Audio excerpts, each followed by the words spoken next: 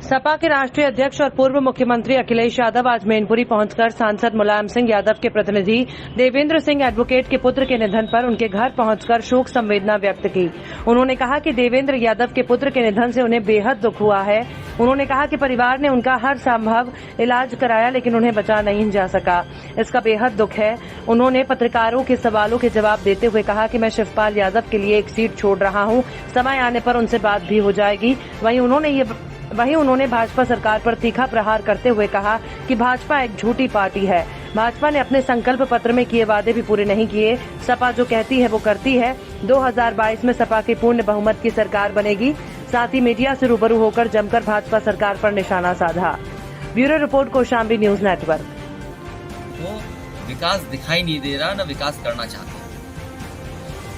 आज मैनपुरी की जनता जानना चाहती है कि मैनपुरी में कौन सा बड़ा विकास कार्य हुआ है जिससे किसानों को लाभ मिल रहा हो। एक बहुत बड़ी मंडी बन रही थी एक्सप्रेसवे के किनारे जिला मैनपुरी में, दरहेल विधानसभा में। वो मंडी आज भी अधूरी है, पूरी नहीं होने दी सरकार ने। जो मंडी की व्यवस्था थी वो चौपट कर दी। किसान की पैदावार की आय दोगुनी का वादा किया। उनकी फसल की पैदावार की आय तो नहीं दोगुनी हुई, लेकिन डीजल, पेट्रोल और जरूरत के सामान की महंगाई दुगनी हो गई। नौकरी रोजगार है नहीं, पुलिस भर्ती कर नहीं पा रहे, फौज में भर्ती कर नहीं पा रहे।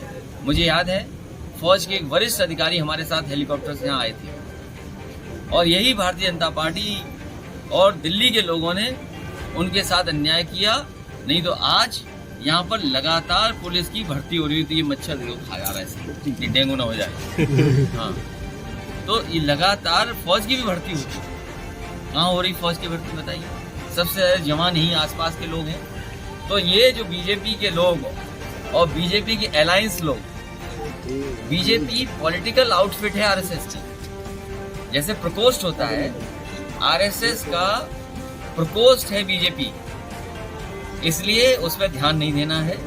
असली मुद्दे हैं विकास के, असली मुद्दे हैं बेरोजगारी के, असली मुद्दे हैं रोजगार के। आप बताइए, राष्ट्रीय संपत्ति बेची जा रही है।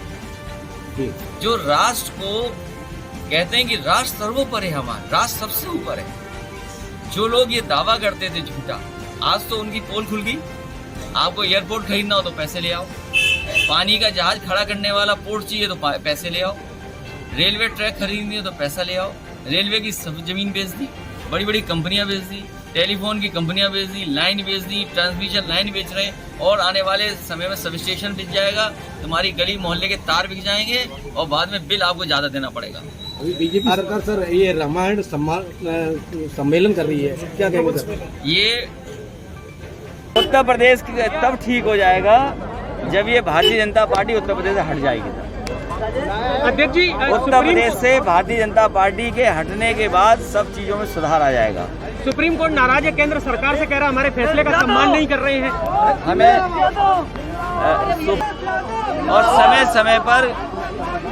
समय पर कोर्ट भी निर्देश देते हैं सरकार को। मुझे उम्मीद है कि सरकार उन निर्देशों का पालन करेगी। जिस तरह को आगे लेके आ रही है, 10 दिन में क्या जाएगा? ये सब झूठे सम्मेलन हैं, असली मुद्दों के सम्मेलन नहीं करेंगे। ये बताएं कि इनके संकल्प पत्र का कौन सा काम पूरा हो गया।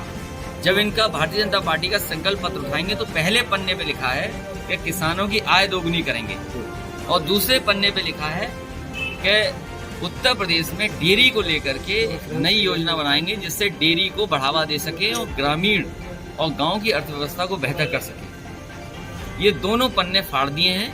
भारतीय जनता पार्टी ने अपना संकल्प पत्र कूड़ेदान में फेंक दिया, इसलिए चुनाव से पहले अलग अलग मुद्दे उठा रहे। गाय को राष्ट्रीय पशु घोषित करने की बात कही गई है, इस पे आपका क्या? वो तो कोर्ट ने कहा है तो इसके लिए कुछ नहीं कहेंगे, लेकिन गाय माँ का सम्मान होना चाहिए और वहीं गंगा मैया को भी साफ होना चाहिए। मान लीजिए यमुना नहीं साफ होंगी तो गंगा कैसे साफ हो जाए?